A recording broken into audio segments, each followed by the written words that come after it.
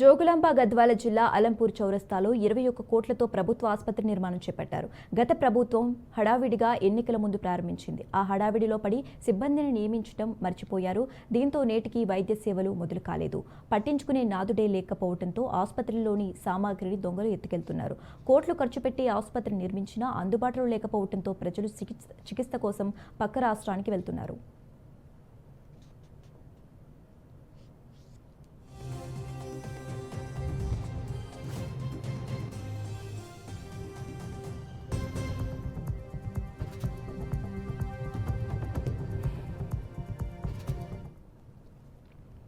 జోగులాంబ గద్వాల జిల్లా అలంపూర్ చౌరస్తాలో అప్పటి బీఆర్ఎస్ ప్రభుత్వ హయాంలో 21 కోట్ల రూపాయలతో నిర్మించిన 100 పడకల ఆసుపత్రి ఈ రోజుకి వినియోగంలోకి రావటం లేదు. 30 నెలల్లో నిర్మాణం పూర్తయిన ఈ దవాఖానాను గత ఏడాది అసెంబ్లీ ఎన్నికల ముందు అక్టోబర్ 5న అప్పటి మంత్రి నిరంజన్ రెడ్డి, ఎమ్మెల్యే అబ్రహం ప్రారంభించారు. దాంతో మెరుగైన వైద్యం అందుతుందని అలంపూర్ నియోజకవర్గ ప్రజలు ఆశపడ్డారు. కానీ వైద్య సేవలను మాత్రం ప్రారంభించలేదు.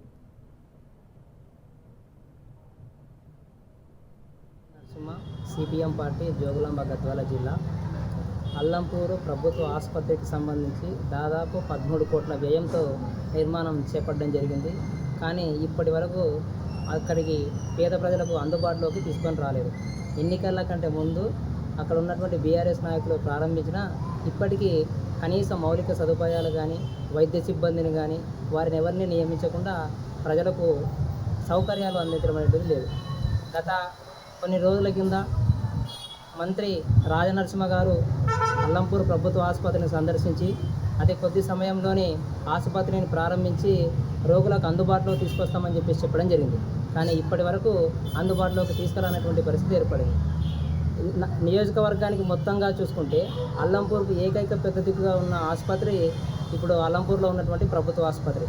మరి ఆసుపత్రి నిర్మాణం పూర్తదే కూడా ఇప్పటి వరకు ఎందుకు అందుబాటులో తీసుకురావలేదనేది ఒక్కసారి జిల్లా అధికార యంత్రాంగము రాష్ట్ర ప్రభుత్వము ఆలోచించాల్సినటువంటి సమయం ఆసన్నమైంది. ఇప్పటికే అనేక రాజకీయ పార్టీలు చేసినటువంటి సుదీర్ఘ పోరాట ఫలితంగా అల్లంపూర్ ప్రభుత్వ ఆసుపత్రి మంజూరైనటువంటి పరిస్థితి కనిపిస్తుంది. నిర్మాణం పూర్తయినటువంటి ఆసుపత్రిని ప్రారంభించకపోవడం వల్ల ఆ నియోజకవర్గంలోని ప్రజలు మొత్తం కూడా మళ్ళీ కర్నూలుకే వైద్యం కోసం బాట పడాల్సినటువంటి పరిస్థితి ఏర్పడింది. అసలే పేద ప్రజలు ఆదాయాలు లేక తీవ్ర ఇబ్బందులు ఎదుర్కొన్నటువంటి నేటి పరిస్థితులలో ఆదాయాలకు లేక ఇబ్బందులు పడుతున్నటువంటి నేటి పరిస్థితులలో వారు అల్లంపూరు వదిలి కర్నూలుకు వెళ్ళడం వల్ల వాళ్ళ యొక్క ఆదాయాన్ని మొత్తం కూడా అక్కడ ఉన్నటువంటి ప్రైవేట్ ఆసుపత్రులు దోచుకుంటున్నటువంటి పరిస్థితి కనిపిస్తూ ఉంది. కాబట్టి అల్లంపూర్లో ఉన్నటువంటి ప్రభుత్వ ఆసుపత్రిలో ఉన్నటువంటి ఫర్నిచర్ని కూడా కాపాడుకోలేనటువంటి పరిస్థితి ఈరోజు అక్కడ ఉన్నటువంటి అధికార యంత్రాంగం స్పష్టంగా. ఉమ్మడి రాష్ట్రంలో అలంపూరు ప్రజలు మెరుగైన వైద్యం కోసం కర్నూలు ఆసుపత్రికి వెళ్లేవారు. తెలంగాణ రాష్ట్రం ఏర్పాటు తర్వాత ఇక్కడి నుంచి వెళ్లిన రోగులను అక్కడి ప్రభుత్వ వైద్యులు సరిగ్గా పట్టించుకోవటం లేదని భావించింది గత ప్రభుత్వం. దాంతో 100 పడకల ఆసుపత్రి ఏర్పాట్లతో నియోజకవర్గ ప్రజలకు మెరుగైన వైద్యం అందుతుందని 44వ జాతీయ రహదారిపై ప్రమాదాల్లో గాయపడిన క్షతగాత్రులకు వెంటనే ప్రాణాలు నిలుస్తాయని భావించిన అప్పటి బీఆర్ఎస్ ప్రభుత్వం ఆగమేఘాల మీద ఆసుపత్రి నిర్మించారు. అంతే హడావిడిగా ప్రారంభించారు. కానీ ఈ రోజుకి ఆసుపత్రి వైద్యానికి అందుబాటులో రావటం లేదు.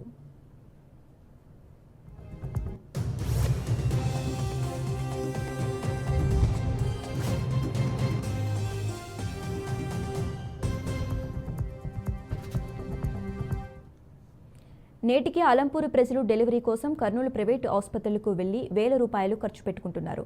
ఆసుపత్రి ప్రారంభమయ్యాక అవసరమైన 100 మంచాలు, ఆక్సిజన్ పరికరాలు, saline bottles, stands, tables, ECG, ultrasound పరికరాలు, ఎక్స్రే, అలాగే ఇతర అవసరమైన సామాగ్రి అన్నీ వచ్చాయి. కానీ నెలలు గడిచిపోయినా సిబ్బందికి నియమించకపోవడంతో వినియోగంలోకి రావటం లేదు.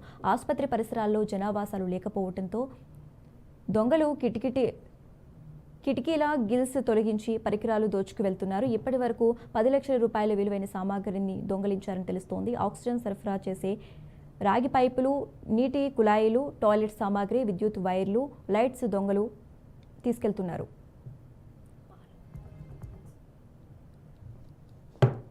గత కొన్ని సంవత్సరాల నుంచి అల్లంపూర్ చౌరస్తాలో ఉన్నటువంటి ప్రభుత్వ ఆసుపత్రి ఏదైతే ఉందో 100 పడకల ఆసుపత్రి, దాన్ని ఇంతవరకు కూడా నిర్మాణమైనా కూడా వసతులు సరిగా లేక, డాక్టర్లు సరిగా లేక ప్రజలు తీవ్ర ఇబ్బందులు ఎదుర్కొంటూ ఉన్నారు.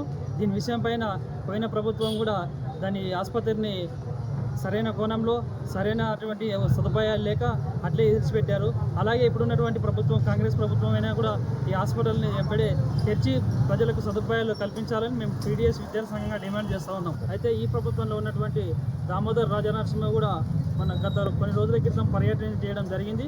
అయినా కూడా ఇంతవరకే అది హాస్పిటల్ పూర్తి కోణంలో ఇంకా కూడా సదుపాయాలు లేక ప్రజలు తీవ్ర ఇబ్బందులకు పడుతూ పక్క రాష్ట్రం ఉన్నటువంటి కర్నూలు రాష్ట్రానికి వెళుతూ ప్రజలు తీవ్ర ఇబ్బందులు ఎదుర్కొంటున్నారు.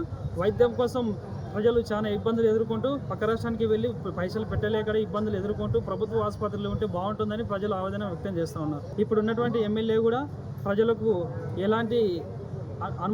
ఎలాంటి ఎక్కడ కూడా ఎమ్మెల్యే గారు కూడా కనపడకుండా మామూలుగా ప్రజలకు అందుబాటులో లేకుండా ప్రభుత్వ ఆసుపత్రులను లెక్క చేయకుండా తను సోలభోగుల కోసము ఆయన ఉన్నారు తప్ప ఈ ప్రజల కోసం సేవ చేయడం లేదు. అలాగే ఈ ప్రభుత్వమైన తక్షణమే దాన్ని ప్రభుత్వ ఆసుపత్రిని వెంటనే ఓపెన్ చేసి డాక్టర్లను వైద్యాన్ని సదుపాయం అందించాలని కోరుతున్నాం.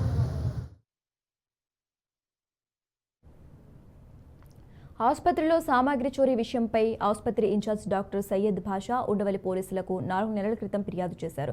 అప్పటి నుంచి జిల్లా వైద్యాధికారులు ఆసుపత్రి వద్ద 4 సెక్యూరిటీ గార్డులను నియమించారు. ఈ ఆసుపత్రిని ఇప్పుడు వినియోగంలోకి తేవాలంటే 5 గైనకాలజిస్టులు, ఫిజిషియన్లు 2, చిన్నపిల్లల డాక్టర్లు 5, ఎంబీబీఎస్ వైద్యులు 6 అవసరం. అదేవిధంగా 30 మంది శానిటేషన్ సిబ్బంది, సిస్టర్లు 15 మంది, ల్యాబ్ టెక్నీషియన్లు, ఎక్స్రే సిబ్బంది, అలాగే సిబ్బందితో పాటు చోరీకి గురైన సామాగ్రి ఏర్పాటుకు 10 లక్షల రూపాయల నిధులు అవసరమని లెక్కలు వేసి అధికారులకు అందజేశారు.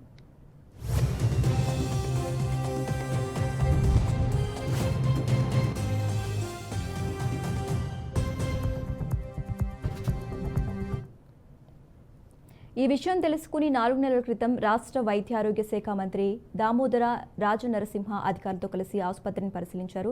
త్వరలో సిబ్బందిని కేటాయించి వినియోగంలోకి తెస్తామని హామీ ఇచ్చారు. 4 నెలలు గడుస్తున్నా ఎలాంటి పురోగతి కూడా లేదని స్థానికులు ఆగ్రహం వ్యక్తం చేస్తున్నారు. అధికార పార్టీ నాయకులు మాత్రం త్వరలోనే వైద్య సేవలను ప్రజలకు అందుబాటులోకి తెస్తామని చెప్తున్నారు.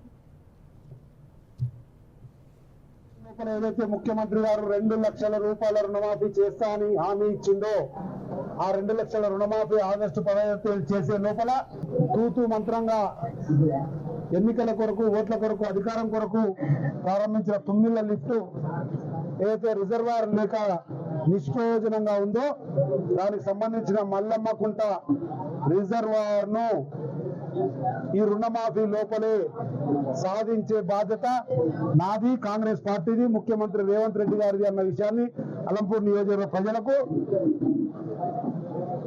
నియోజకవర్గం రైతులందరూ కూడా శుభవార్తగా తెలియజేస్తా ఉన్నాం. రుణమాఫీ జరిగే లోపల మల్లమ్మకుంట రిజర్వాయర్ జీవో తీసుకువస్తాము. దాంతో పాటు అదే ఎన్నికల స్టెంట్ లో భాగంగా ఎన్నికల కొరకు, ఓట్ల కొరకు ఆ రోజు నేను సాధించినటువంటి 100 పడకల ఆసుపత్రిని తూతు మంత్రంగా ప్రారంభించి సేవలు మాత్రం లేవు, డాక్టర్లు, నర్సులు, ల్యాబ్ ఏది లేకుండా పడావద్ద 100 పడకల ఆసుపత్రిని కూడా ఈ మధ్య కాలంలోనే ఇది పూర్తి చేసే లోపలనే దాన్ని కూడా సిబ్బంది అంతా డాక్టర్లు, నర్సులు,